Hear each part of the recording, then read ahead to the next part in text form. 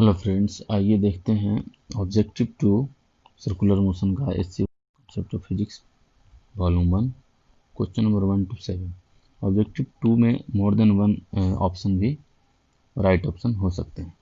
तो सबसे पहला क्वेश्चन को यहाँ पे रीड आउट करते हैं। An object follow a curve path, the following quantity में remain constant during the motion. तो कर्व पाथ सर्कुलर मोशन को भी मान सकते हैं, ठीक है।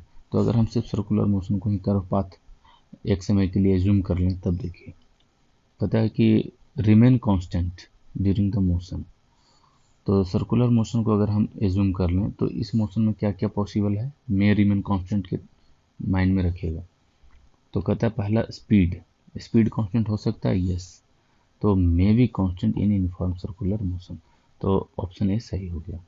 वेलोसिटी नहीं, क्योंकि वेलोसिटी हमेशा चेंज करेगा डायरेक्शन हर एक पॉइंट पे, ए बी हर एक पॉइंट पे, तो ये गलत हो गया। सी में बोलता है acceleration, acceleration uniform circular motion मिले तो एक्सीलरेशन क्या होता है, टुवर्ड्स सेंटर, ए नॉर्मल। तो ये तो बदलते रहेगा। अब अगर पार्टिकल यहाँ पे है तो ए नॉर्मल इधर हो गई, तो मैग्नीट्यूड इसका सेम हो सकता है, डायरेक्शन बदलते रहेगा, तो ये भी गलत हो गया।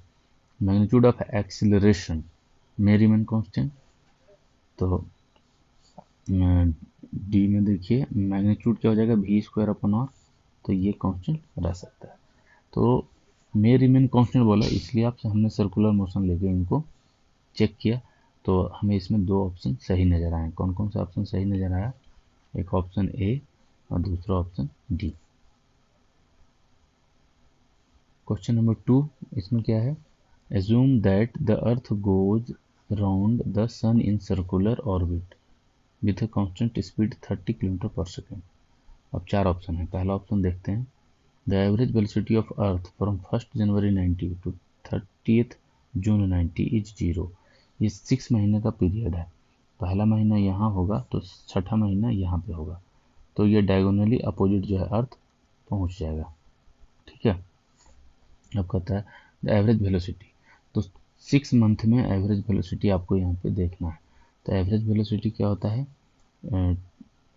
Displacement by time. तो डिस्प्लेसमेंट कितना हुआ, ये पहुंच गया ए से बी, पॉइंट ए पे था, अब पहुंच गया पॉइंट बी पे, ये ए से पहुंच गया बी पे, तो डिस्प्लेसमेंट इसका हो गया 2r, और टाइम कितना लग गया, टी इक्वल टू 6 मंथ, तो ये कभी भी जीरो नहीं होगा, तो पहला ऑप्शन हो गया गलत। बी, बी में क्या बोल रहा है, the average acceleration during the ever period 60 kilometre per second square. Average acceleration, तो एवरेज एक्सीलरेशन हम कैसे पता करते हैं कि change in velocity by time. तो चेंज इन वेलोसिटी कितना हो जाएगा, V B minus V A, तो हो जाएगा, स्पीड तो सेम है तो मैग्नीट्यूड हो जाएगा कितना, ऐड हो जाएगा, चूंकि डायरेक्शन भी अपोजिट है तो ये हो जाएगा 2v अपॉन टी। इसको सॉल्व करेंगे तो 60 किलोमीटर पर सेकेंड स्क्वायर से बहुत कम आएगा, तो ये भी गलत हो गया। The average speed, option C में पढ़ते हैं, the average speed from 1 January 90 to 31 December is 0। Average speed, ये एक साल का पीरियड है, जो ये पीरियड है ये एक साल का है, तो एक साल के पीरियड में एवरेज स्पीड, तो एवरेज स्पीड कितना हो जाएगा, तो एक साल में डिस्टेंस कितना ट्रेवल करेगा, 2πr, और बाई एक साल, तो ये जीरो नहीं हो सकता, डिस्टेंस और ट्रेवल टोटल हो गए, तो ऑप्शन सी भी रॉन्ग हो गया। ऑप्शन डी में क्या बोलता है, the instantaneous acceleration of earth points toward sun, ये सही है, तभी तो सर्कुलर मोशन कर पाएगा, ठीक है। टुवर्ड सेंटर, सेंट्रीपिटल फोर्स चाहिए, तो ये राइट ऑप्शन है, तो ऑप्शन डी जो है वो राइट ऑप्शन है। अब आते हैं क्वेश्चन नंबर 3 में। 3 क्या बोलता है, the position vector of a particle in a circular motion about origin sweeps out equal area in equal time. तो सर्कुलर मोशन में एरिया ऑफ ए सेक्टर पता करेंगे, तो क्या लिखेंगे, theta upon 2 pi R square, solve करेंगे तो half theta are square आएगा, ये एरिया।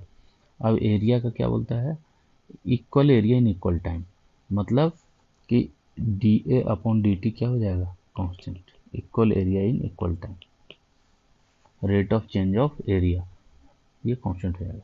तो इसको आप करेंगे तो हाफ कांस्टेंट है और थीटा वेरी करेगा। थीटा को क्या लिख देंगे, L/R। तो ये आपको मिल जाएगा यहाँ से हाफ आर और dl/dt। Are square cancel out हो जाएगा, थीटा इक्वल टू L/R लिखने पे, तो half R dl/dt। Half constant और आर भी कांस्टेंट, जब सर्कुलर मोशन आपने फिक्स कर दिया तो सिर्फ ये एल जो है वेरी करेगा, और एल वेरी करने से आपको क्या मिलेगा, स्पीड। dl/dt से क्या मिल जाएगा, स्पीड। इसका मतलब स्पीड क्या हो जाएगा, कांस्टेंट। और dl/dt जो है, जब सेम स्पीड में बात करेंगे तो फिर हो जाएगा वेलोसिटी रिमेन्स कांस्टेंट। तो वेलोसिटी तो कांस्टेंट नहीं रहेगा, वेलोसिटी वेरी करता है, स्पीड कांस्टेंट रहेगा, स्पीड रिमेन्स कांस्टेंट, ये सही है। एक्सीलरेशन रिमेन्स कांस्टेंट, तो यहाँ पे जब स्पीड कांस्टेंट होगा तो एक्सीलरेशन आपका क्या होगा, ए नॉर्मल। तो ए नॉर्मल का मैग्नीट्यूड कांस्टेंट होता है, डायरेक्शन वेरी करता है। इसका मतलब एक्सीलरेशन रिमेन्स कांस्टेंट गलत हो गया।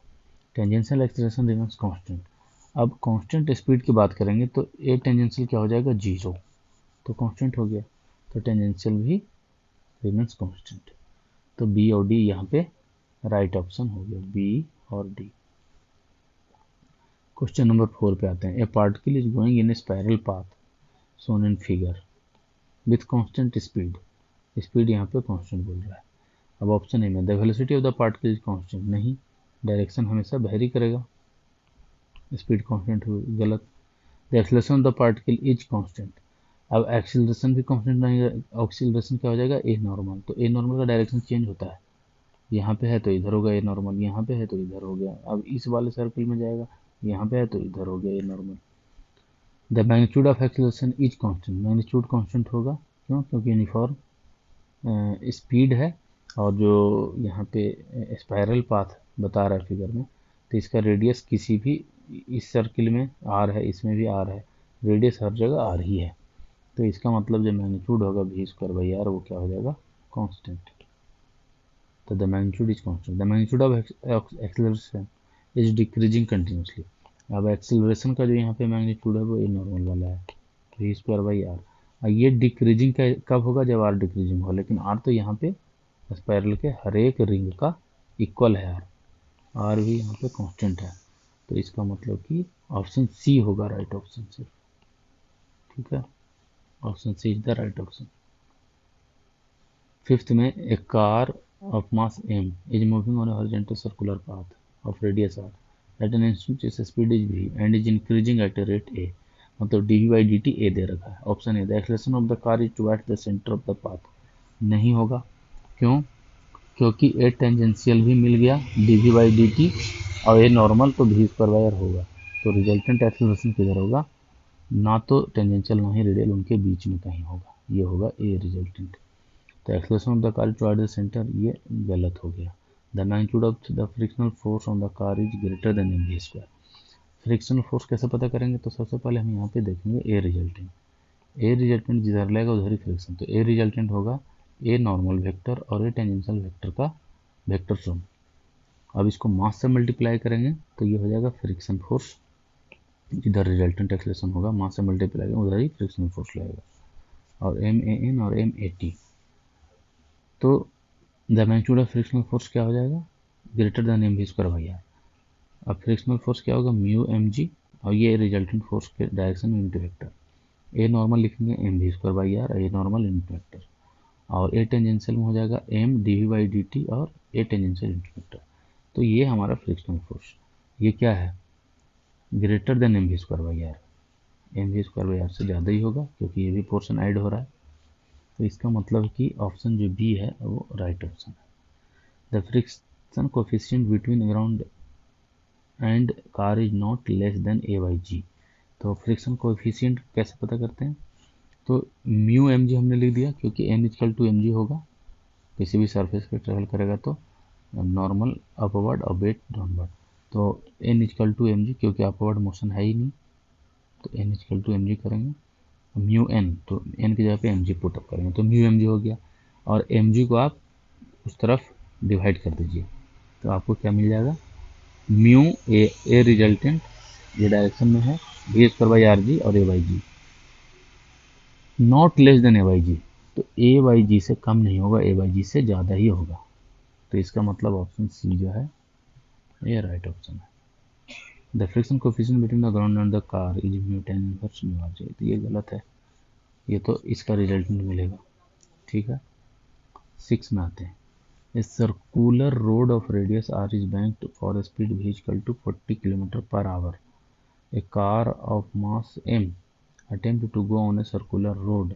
The friction coefficient between the tire and the road is negligible. Friction coefficient नहीं है। The car cannot make a turn without skidding.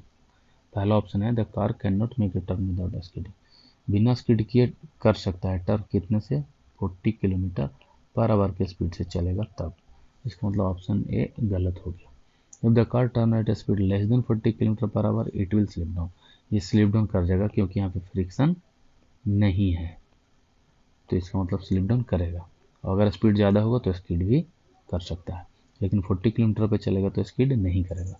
40 से कम करेगा तो स्किड करेगा due to lack of friction, friction यहाँ पे नहीं है। If the car turns at correct speed 40 km per hour, the force by the road on the car is equal to mv square by r. तो यहाँ पे देख लीजिए कि इस कार पे जो फोर्स लगने वाला है वो क्या कहलाएगा, वेट एम जी डाउनवर्ड और नॉर्मल कॉन्टैक्ट फोर्स अपवर्ड। तो नॉर्मल कॉन्टैक्ट फोर्स का एक कंपोनेंट एन कॉस थीटा और दूसरा हो जाएगा एन साइन थीटा। तो ये एन साइन थीटा ही इसको सर्कुलर मोशन कराएगा भी स्पीड से। ठीक है, तो यहाँ पे जो अब देखना है कि if the car turn at speed 40 km per hour the force by the road, तो फोर्स बाय द रोड यहाँ पे क्या होगा, नॉर्मल कॉन्टैक्ट फोर्स। अब इन सबको आप सर्कुलर मोशन का इक्वेशन लिखेंगे तो N sine theta equal to M G square by r और N cos theta equal to M g downward upward force बराबर। यहाँ से आपको आएगा tan theta v square by r g, और इसको स्क्वायर करके सम करके ऐड करेंगे तो आपको मिल जाएगा एन का value root over M ji square by R square और एम जी का स्क्वायर। तो ये है force by road on car. तो ये M we square by R का बराबर नहीं होगा, इसमें एम जी ऐड करना पड़ेगा। तो इसका मतलब is equal to M we square by R, तो ये हो गया गलत। D, if the car turn at correct speed 40 km per hour the force by the road on the car is greater than mg as well as mv square by r, बिल्कुल सही, mv square by are से भी बड़ा होगा और mg से भी बड़ा होगा। ठीक है, तो इसका मतलब ये ऑप्शन भी सही हो गया डी। अब आते हैं 7 पे। A person applies a constant force F on a particle of mass m, find that particle moves in a circle of radius r with uniform speed v as seen from inertial frame। Inertial frame से देखा तो भी speed से circle are में मिल रहा है और इस पर कांस्टेंट फोर्स एफ लगा रहा है, तो ये संभव है या नहीं, दिस इज नॉट पॉसिबल, ये बोल रहा है ये संभव नहीं है। लेकिन ये संभव कब होगा, जब हम यूनिफॉर्म सर्कुलर मोशन में किसी स्टोन को थ्रेड से टाई अप करके इस तरह से सर्कुलेट कराएं, तो वहाँ पे संभव है कि वहाँ जो एफ है वो एफ के जगह पर कौन सा काम करेगा, टेंशन टी, ये संभव है। तो इसका मतलब ऑप्शन ए क्या हो गया, गलत। There are other forces on the particle, particle पे और भी फोर्सेज लगेंगे, बिल्कुल लगेंगे। आप कभी भी स्टोन को थ्रेड्स में टाई अप करके और सर्कुलेट करवाएं तो क्या होगा, उसमें एम तो लगेगा ही डाउनवर्ड, और बिल्कुल सीध में इस तरह से ये सर्कुलर मोशन नहीं होता है, थोड़ा थ्रेड को डाउन करके तब सर्कुलर मोशन करवाते हैं। तो इसलिए क्या होगा कि जो बी है, there are other forces on the particle, बिल्कुल संभव। अदर फोर्सेज क्या हो सकता है, एम जी, और अगर सरफेस पे करवा रहे हैं तो क्या होगा, normal contact force upward, friction force हो सकता है, एम जी हो सकता है। See, the resultant of other forces is m we square by r towards the centre. Other forces में यहीं पे अगर हम देख लें सरफेस पे, कि आप इस तरह से फर्श पे भी रख के आप सर्कुलर मोशन करवा रहे हैं स्टोन का, तो टेंशन टी लगेगा, नॉर्मल कॉन्टैक्ट फोर्स लगेगा, एम जी लगेगा, और इस पर सरफेस पे कराएंगे तो फ्रिक्शन भी लगेगा। तो इन तीनों का जो सम है वो टुवार्ड से सेंटर होगा, इसकी गारंटी है, ये देखना आपको। तो N equal to M G हो गया 0, और फ्रिक्शन और टेंशन इसका सम किधर हो गया, टुवार्ड सेंटर। तो ये कब होगा, जब आप फर्स्ट पे रखेंगे। Other resultant of the other forces is M square by R toward other forces, तो अदर फोर्सेस में N plus T plus M G, इनका सम जो है टुवार्ड्स द सेंटर हो सकता है अगर हम इस पे रखें फ्रिक्शन वाले सरफेस पे। लेकिन आप किसी को थ्रेड से बांध के इस तरह सर्कुलेट कराएं तो थोड़ा डाउन रहता है थ्रेड। तो यहाँ पे एक हो गया टेंशन और दूसरा हो गया एम जी। ठीक है, तो एम जी टुवार्ड सेंटर नहीं है, या टेंशन और एम जी का भी सम टुवार्ड सेंटर नहीं है, तो ये हमेशा होगा, इसकी गारंटी नहीं है। The resultant of other forces is M square by towards the centre, not always right. The resultant of other forces vary in magnitude as well in direction. हाँ, रिजल्टेंट फोर्सेज तो अब डी में N है m जी है, इनका जो resultant है वो एफ के डायरेक्शन में हो भी सकता है, नहीं भी हो सकता है। तो इसका मतलब कहता है कि other forces varies in magnitude as in direction, ये सही हो गया फिर। तो आपको एक बी सही हो गया कि देयर आर अदर फोर्सेज, और दूसरा रिजल्टेंट वेरी इन मैग्नीट्यूड। तो आपको ये हमारा लेसन कैसा लगा ज़रूर बताइए, और हमारे चैनल को सब्सक्राइब कर लीजिए और शेयर कीजिए। ठीक है, क्वेश्चन भेज सकते हैं आप जिसको हम सोल्व करेंगे आपके लिए। Thank you.